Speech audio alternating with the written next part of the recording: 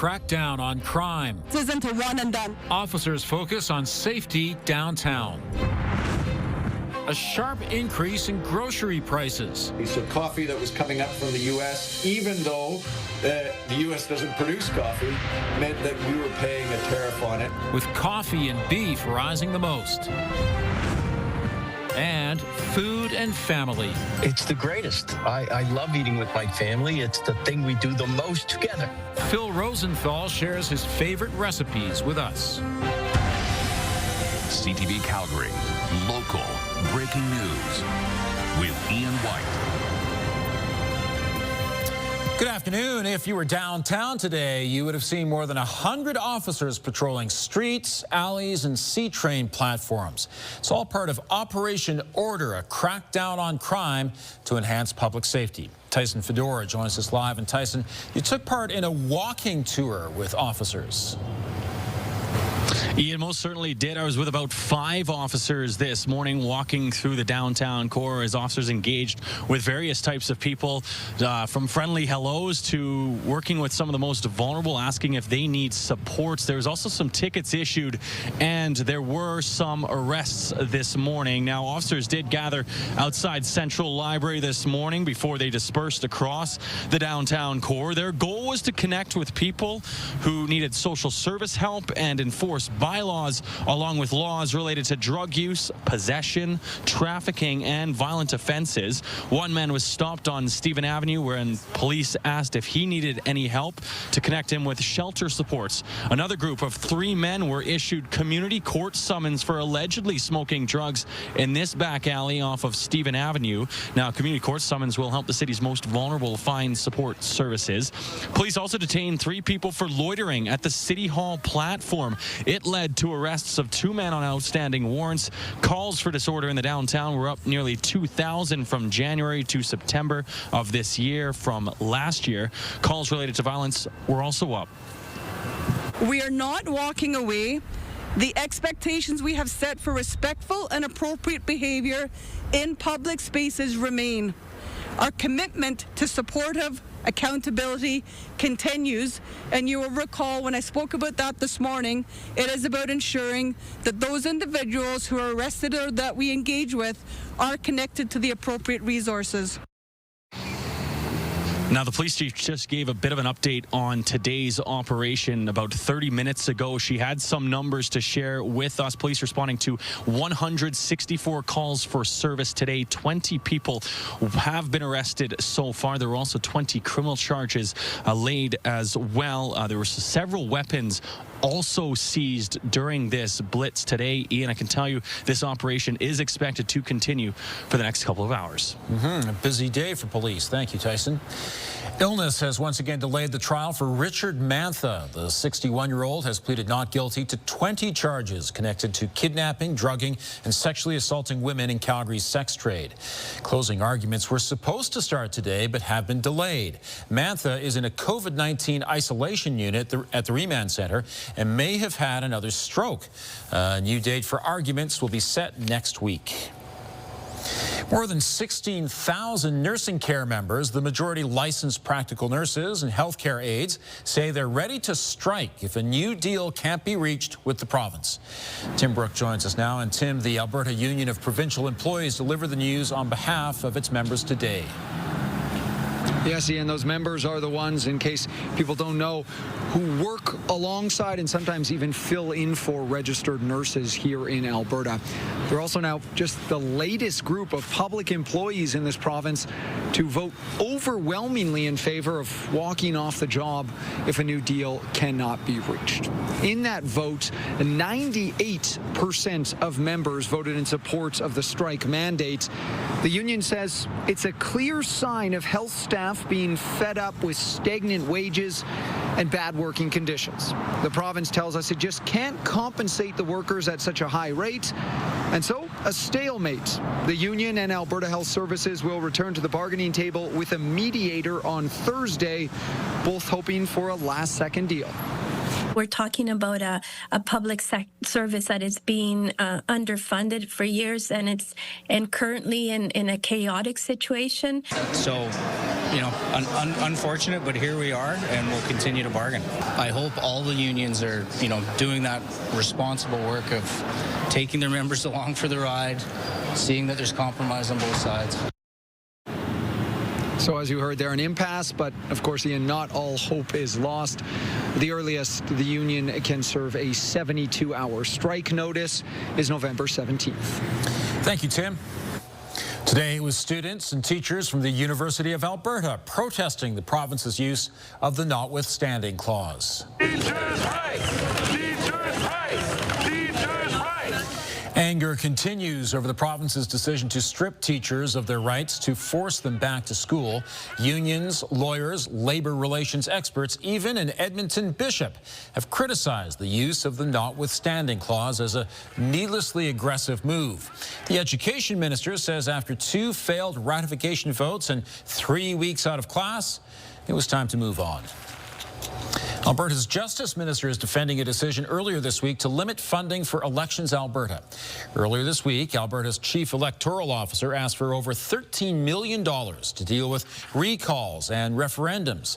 Less than $1.5 million was approved by a legislative committee. Gordon McClure says without additional funding, the agency won't be able to fulfill its duties laid out by the legislation. Elections Alberta says it has the resources to verify signatures for the Forever Canadian petition, but worries it won't be able to process MLA recall petitions on time or on budget. Justice Minister Mickey Amery says more money could come if additional petitions are approved. Well, we know it's important to conduct the work and to complete it, and we're going to support Elections Alberta as best we can. We know that the committee has expressed its willingness to convene again to talk a little bit about more of the issues impacting Elections Alberta. I'll let the committee make those assessments when they convene again. NDP leader Naheed Nenshi is urging the government to fully fund Elections Alberta, saying they have a duty to support their own legislation. With less than a week to go before Remembrance Day, one mall is paying tribute in a unique way. You'll find this crosswalk honoring Canadian veterans at the entrance to North Hill Centre. Features a silhouette of a soldier with the words, "Lest we forget." And CTV Calgary will bring you the Remembrance Day service from the Hangar Flight Museum on November 11th. You can watch it on TV and online beginning at 10:30 a.m.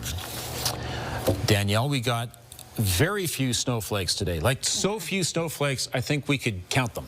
Yes. 12. 12, okay. 13 at the most. Yes. We got some snowflakes, we got some raindrops, all light in nature in the city, thanks to being on the edge of this system that has developed. Central Alberta dealing with a lot more than we have been. Friday, this will return, and we're not even fully done with this first one yet. 4 degrees is the temperature right now, so that's pretty much where we should be for this time of year. The winds are relatively calm, just at 20 kilometers per hour. When we look at the next 24 hours, the key thing is that it will be less gloomy tomorrow, so we'll see more sunshine, and it will be significantly warmer tomorrow, but it will be a lot windier tomorrow. All right, this is your 24-hour forecast brought to you by Fifth Avenue Volkswagen, where you can win your ride. See dealer for details or visit fifthAvVW.com. And it doesn't even look like we're going to have to deal with wind chill by 8 a.m. We should be at +2 by that point, thanks to the winds out of the west. It will be windy, but that should get us up to 12 in the afternoon. That full forecast coming up. Thanks, Danielle. We've all noticed rising prices at the grocery store, and the increase has been especially sharp recently. Just ahead, why coffee and beef prices are skyrocketing. And the emergency department shut down due to a staffing shortage again. Grocery shoppers paid 4% more in September compared to a year ago, according to Statistics Canada. The biggest annual price hike was roast or ground coffee at 41%, followed by fresh or frozen ground beef at 17.4% and nuts and seeds at 15.7%. Beef is in low supply because herd sizes were cut due to drought a couple of years ago. As for nuts, seeds, and coffee, they've experienced extreme weather and labor issues. Tariffs have also made an impact on September coffee prices. Some of our smaller roasters are buying from brokers in the U.S. And during the summer when we had retaliatory tariffs on, those tariffs included coffee. So coffee that was coming up from the U.S., even though the U.S. doesn't produce coffee meant that we were paying a tariff on it. Grocery prices have been rising steadily since April of 2024, and food experts forecast that trend to continue over the next year. Van Masso recommends buying groceries that are in season and on sale to help with the cost. Okay, we are warming up substantially tomorrow. Yeah, into the double digits. Nice. Almost the teens. Almost. Yes. That's the positive glass half full type thing, yeah. Today, we've been on the chillier side because we only got to 4 degrees, and that's where we're sitting right now. It was gloomy. We got some raindrops and some snowflakes. Likely even some isolated areas got a little bit of that freezing rain. So it's been, you know, one of those days, and that day will return again on Friday. So what we had today, we can expect on Friday. But in between, for tomorrow, we are looking at a lot of warmth, but the winds will pick up.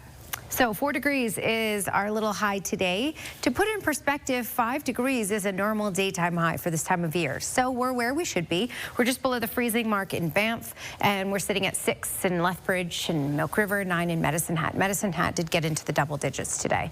So the winds were calm in southern Alberta today. Red Deer, though, did get 52 kilometer per hour gusts. We're going to see these gusts really increase. So south of Calgary, Pincher Creek, Crosnest Pass over to Lethbridge and Medicine Hat, 60 to 70 kilometer per hour gusts are possible tomorrow. And for Calgary, 40, potentially even 50. So we'll get those winds out of the west, we'll get the sunshine, and that will boost up our temperatures. Right now, we have this mixed precipitation. At this time of year, when the temperature dips to the freezing mark in some spots in the middle of these systems, it's hard to tell where exactly we're going to get what type of precipitation. But we're looking at getting all types as we go through the rest of today in Alberta, for example, and then on Friday as well. And I'll show you the future cast here so you can get an idea. So we have rainfall possible in the city up until about the midnight hour. Then it will be up the QE2. You can see central Alberta dealing with some freezing rain, some snowfall, some rainfall, the core of the system up there. Then we clear out and the winds pick up tomorrow, a mix of sun and cloud. And then as we head into Friday, there's more mixed precipitation. So likely more of a rain event for the far south, and then up the Trans-Canada up to Calgary, that mixed precipitation, rain, freezing rain, even some snowflakes. And then further north, more of a snow event, as you can see here. It should be light in nature for the most part, but it may pick up and be a little heavier Friday afternoon. All right, so there you go. 12 degrees as our high for tomorrow. Winds gusting out of the west at 40 kilometers per hour with a mix of sun and cloud. And then that next system rolls in for Friday. Risk of freezing rain, snowflakes, showers, and just a high of 4, which is just like what we had today. But if you like the warmer temperatures, look at our weekend. It's going to be pretty nice, stable, maybe a little on the windy side. 7 degrees for Saturday and 13 for Sunday.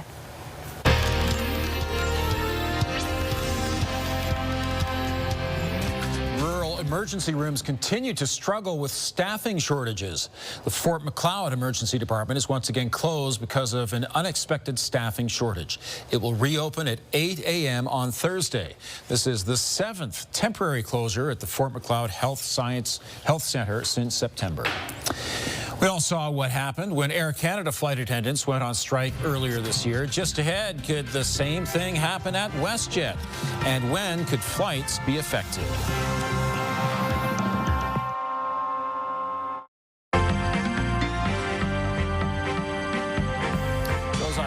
Hudson's Bay stripes are making a comeback. Joining me is Robert Geary, investment advisor with the Popwich Carmeli Advisory Group. And first of all, Rob, how did the market respond to the federal budget? Yeah, there was a bit of I would say a muted response. We had a little bit of action. The yields picked up slightly on the bond side of the market, and this is with the bigger than expected deficit that the cost of capital going forward might be slightly more expensive. So that one wasn't a shocker. On the equity side of the Canadian market, there was a few names that I would say stuck out a little bit that were all up today. WSP Global, Stantec, so some of the infrastructure ones that will get probably bids in some of these big projects were slightly up today. The market was up as well, so I would say this is just a slight pop on the news. Going to take a long time for those bids to get put in and this to accrue to actual profits. So a lot of these companies are seeing it, but it's going to take a long time for that to come to fruition. Meantime, Canadian Tire is launching the Hudson's Bay Holiday Collection.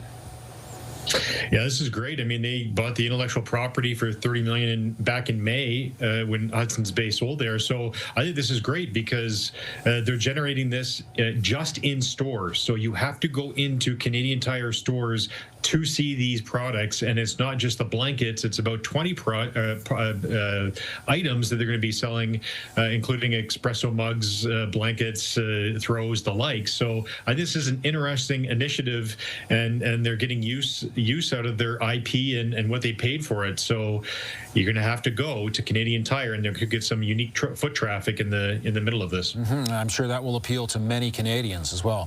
Thanks very much. Yeah, I appreciate it. British Columbia Premier David Eby and coastal First Nations have signed a declaration calling on the federal government to maintain an oil tanker ban off the province's north coast. Eby says one oil spill in the area would destroy billions of dollars in economic activity, with no technology available to clean it up. Alberta Premier Danielle Smith wants the tanker ban repealed as part of her government's proposal to build an oil pipeline to the coast. In a statement, Smith says there needs to be extensive First Nations engagement and co-ownership. She also expects the Carney government to support the project. The countdown is on for WestJet and its flight attendants union to reach a new deal. The current contract expires December 31st. The flight attendants union has released a video poking fun at the airline's new non-reclining seats while outlining concerns about working conditions. Flight attendants want to be paid for all of their work. Right now, they're only compensated for the time planes are in the air. A bill aimed at ending unpaid work for flight attendants is being considered by the federal government, but experts say the clock is ticking if WestJet and the union don't reach a deal.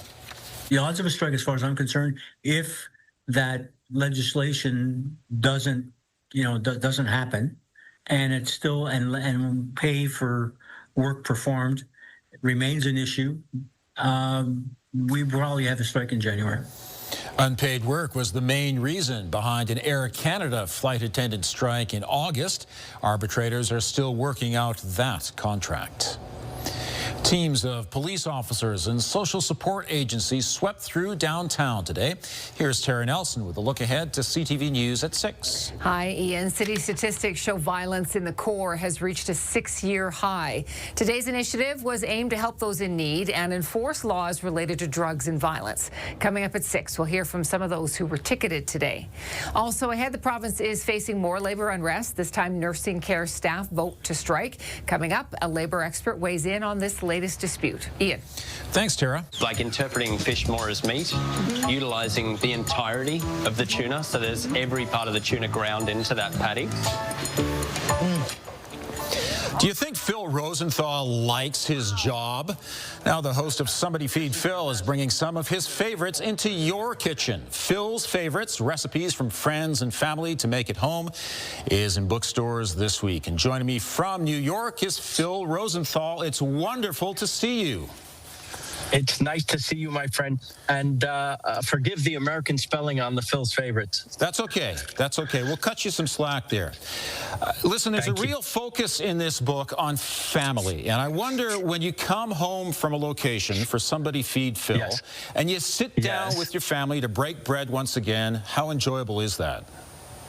It's the greatest. I love eating with my family. It's the thing we do the most together. Speaking of family, there's a whole chapter here, a one-page chapter on your brother, Richard, his choice. Yes. And it's a drink, so explain that one. Well, I wanted to give Richard a full chapter, but I also wanted to give him the chapter he deserves. One page. And tell us, what do you offer on that page then? A drink, which is what you need to be with him. and to be clear, is Richard in the car with you right now? He's right there. Oh, hi, Richard. Look at him. I need a drink. I need a drink right now. Well, listen, your contribution to this That's enough of Richard. Yeah, let's get back to you, Phil. Your contribution to this specifically is a tuna sandwich. So what makes that which sandwich... shows you what a great chef I am. Okay, but what makes that sandwich so darn good? The great tuna that I use. That is the secret. It's certainly not my cooking ability. It is the best tuna you can buy. And it's packed in delicious, like very high quality olive oil. And I don't skimp on the tuna. To see my extended interview with Phil Rosenthal, visit ctvnews.ca/Calgary. We are looking at warmer temperatures tomorrow. Right now in Calgary, on the cool side at 4 degrees. Danielle has details coming up.